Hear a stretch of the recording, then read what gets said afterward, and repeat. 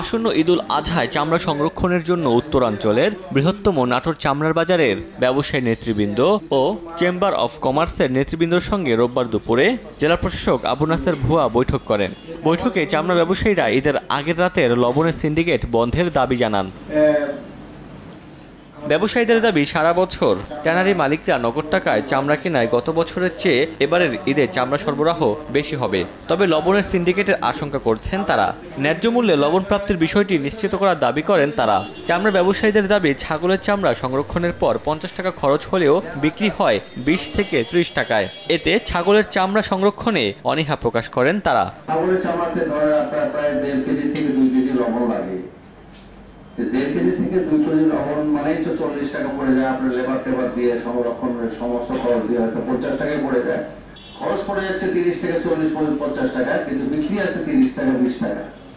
এইখানে চামড়াটা আমি কিভাবে সংরক্ষণ করব?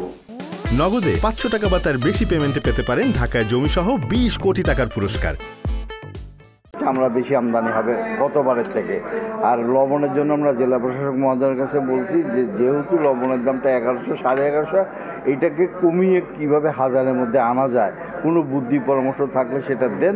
আর চেম্বার অফ কমার্সের দাবি, চাহিদার চেয়ে অতিরিক্ত লবণ উৎপাদন হয়েছে, ফলে সিন্ডিকেট হওয়ার সুযোগ নেই। তাই চেম্বার অফ কমার্সও লবণ সিন্ডিকেটের বিরুদ্ধে রুখে দাঁড়ার দাবি করছে।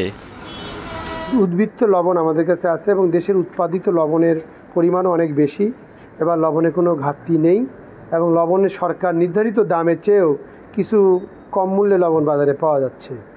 তো সেখানে আমরা বলেছি যে এই লবণ কোনো অবস্থায় সিন্ডিকেটের মধ্যে আনা যাবে না।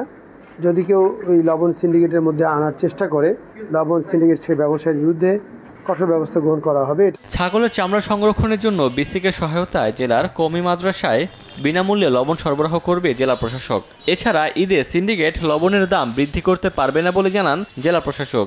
ছাগলের যে চামড়াটি রয়েছে ওটি সংরক্ষণের জন্য প্রায় 1 কেজি করে লবণ লাগে। এটি আমরা জেলা প্রশাসন এবং বিসিকের পক্ষ থেকে আমরা এটা সরবরাহ করব। যে মাদ্রাসা আমাদেরকে তাদের দাবি জানাবে, যাদের সক্ষমতা আছে, আমরা বিবেচনা করে তাদেরকে আমরা এই লবণ সরবরাহ করব এই বছর। চামড়ার ব্যবসাকে সামনে রেখে কোনো লবণ অসাধু ব্যবসায়ী তারা যদি এটি সিন্ডিকেট করে দাম বৃদ্ধি করতে চায়, আমরা কঠোরভাবে এটা নিয়ন্ত্রণ করব। নাটোরের চামড়া বাজার থেকে শুধুমাত্র ঈদুল আজহায় ট্যানারি মালিকরা প্রায় 5 লাখ পিস গরুর চামড়া ও প্রায় 7 লাখ পিস ছাগলের চামড়া কিনেন। আর ঈদে 26টি জেলায় চামড়া বিক্রি হয় নাটোর থেকে। সময় সংবাদ, নাটোর।